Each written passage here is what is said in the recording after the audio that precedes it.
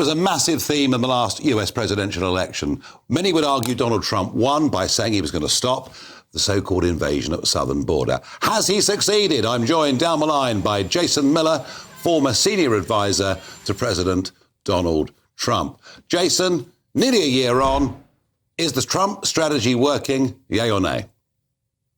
Absolutely. And Nigel, what this shows is that with one election and one leader, you can secure your border. So what President Trump did at the beginning of this year when he resumed office is he put his old policies back in place. Now, that might seem really simple, but keep in mind, over the last 4 years, the U.S. had over 15 million illegals enter our country. Nigel, that's about a quarter, maybe a fifth of your entire country. So that's a lot of people pouring into the U.S., which led to record levels of crime.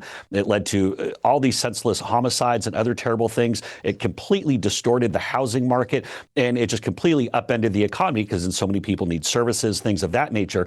But so what President Trump did is, first of all, he said even before the election that the Remain in Mexico policy would be back in place. What that did was tell people you're coming from, say, Central America or South America, you get to that southern U.S. border, that you're going to have to stay there in Mexico. You're not coming in. That forced Mexico to be a partner of the process. Imagine for a second if France decided to actually enforce any of their borders or pay attention to those things, how that would impact the small boat invasion that you're currently facing. President Trump stopped he stopped the catch and release policy, where if an illegal came into the United States, they just let them off with their own recognizance to come back for a hearing at some point in the future. They never would. So all these policies were put back in place, and it stopped illegal immigration in the U.S. And how much are the numbers down? Numbers are down massively. So just since President Trump came back into office, over 1.6 million illegals have left the United States. And this will be the first time in 50 years we've actually had a negative net migration number for the United States. And so we're turning that around. But it's important when we talk about a big number, say like the 1.6 million illegals they're leaving, also keep in mind who those illegals are. There was some number, I believe it was 4,000 or 5,000 people who'd been convicted or were being tried for murder here in the United States. There are over a couple 100,000 criminal illegals that were sent out. Obviously, being here illegally is a crime in itself. People who committed these heinous acts. So it's working, and it's turning it around for the United States. Amazing. Jason Miller, thank you very much indeed. Using the internet without a VPN, a virtual private network, is a bit like taking to the road without car insurance. All it takes is one unlucky moment to cost you a lot of cash. This video's sponsor is Private Internet Access. They are the VPN to help keep you safe. Click the link in the description below to find out why over 30 million people have downloaded PIA to protect themselves online. A virtual private network is an app that hides your IP address and helps keep your data private. When you're browsing the internet at home, you give up a large amount of data to businesses, to shops, and indeed to social media giants too. Hackers have the ability to steal your personal data with ease, including sensitive information such as passwords, keystrokes, and even your personal photos. Private Internet Access helps protect your personal data by encrypting your internet connection to keep your data out of the hands of cyber criminals. And it's not just hackers either to be concerned about. Information can be censored too. When Canada passed their C-18 bill, social media giants decided to ban news content on their platforms. But PIA can protect your ability to consume the news and content you love. Private Internet Access is available for Windows users, Mac OS, Android, Linux, iOS, and you can use one PIA subscription to protect an unlimited amount of devices. And we've got a huge GB News discount for you too. Click the link in this video's description and you'll get a massive 83% off PIA. That's under £2 a month, the price of a coffee. And you'll get an extra 4 months completely free on top. Also, there's a 30-day money-back guarantee too. Visit piavpn.com/GB News to start protecting yourself digitally today. Let's get a different view on what's been happening in America. I'm joined by Joel Rubin, former State Department advisor in the Obama administration. Well, Joel, welcome. I mean, look, you know, Thanks, under Biden, the millions came in, and under Trump, the millions are leaving. I mean, it's working, isn't it?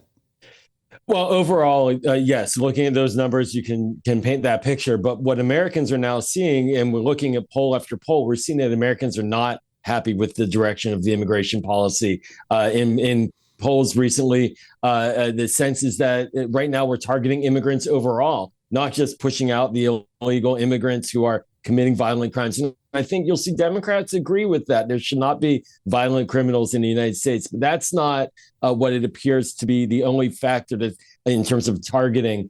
And I think that's where we see the American people getting concerned. Okay, so the argument you're making then is that in doing this, it's turning Americans against immigrants. I think that overall, look, we're a country of immigrants. We're a nation that prides ourselves in our ability to absorb people who become strong Americans. I have that story in my family. I'm not unique. This is the DNA of the United States of America. Yeah. And we don't want to become a country that opposes immigration. The concern now is that is where the policy is turning. It's pushing people away. It's targeting people because they maybe speak a different language originally, and now they're heard in the streets, and maybe now the military will pick them up. These are not American values, and that's where people are getting very concerned. Joel, thank you. We've had both sides of the debate there. Thank you very much indeed for joining us. Interesting that, Jacob, wasn't it, listening to it? You know, Jason Miller says, boom, we've deported 1.6 million. And by the way, most of them are going of their own accord. They're being given money to go, and it's working. But if America can do it, we can do it. We can do it. That's the thing. Trump is really important because so many people have said it's too difficult. You can't do it. You can't turn the boats back the channel. It's impossible to deport them anywhere. There's nowhere for them to go. Trump's shown that deterrence works. They stop coming. 91% reduction in illegals going into the United States in April alone. It's been phenomenally successful. The question is, are the British squeamish or more squeamish than the Americans? Would we put up with illegals being deported to El Salvador, for example? And I think the British people are so fed up. If you'd asked me 2 years ago, I'd have said, no, the British people wouldn't like that. They're not that tough-minded or heartless, depending on your point of view. I think we feel so now taken advantage of that the British people would accept, as you've advocated, removals of Afghanistanis back to Afghanistan and to third countries like Rwanda. I think there would be huge public support for that. Baroness Hayter, Trump doing a great job? Well, it's rather easy. He's got a land border and we've got water. It's a big Should be easier difference. for us then, shouldn't no, it? It should not. It is not. We have got a very large coastline. I don't know if you've ever gone around it. It's very large. But a dinghy can't go that far. So there's a real problem. You know, stopping boats is not like putting up a land border and putting people across the land border. I think it is interesting what you say about the time difference, because I've seen people, we used to watch on television screens people being put on planes and protesting, and the crew didn't want to take them on when they were protesting. We didn't like people in possibly, but we also, where I'm really going to disagree with you, I think sending women back to Afghanistan, where particularly the ones who've been judges or they've been very active in Afghanistan, I don't think you actually really You had to row back on that a little bit, didn't you? No, what I said was, people. When we go back for those who are here illegally, not who've crossed today, men are the first priority, because that's the worry the British public have got. Young men walking the streets, and women come second. So I do think we have to think about where they go back to. Final word on this programme to you. If America can do it, we can do it. We can do it, and the Labour government is slowly chipping away. Baroness is quite right. We haven't got the land border in the way that the States has with Mexico, and the government is slowly grafting and undoing the numbers that were racked up under our good friend over there. Well, you are deporting people, but they're overstayers, not those that cross the channel. But we're not squeamish about it because the British people want fairness. What? We know that. And this is where we all agree. It's just what we do to solve it. I still believe we have to leave the ECHR.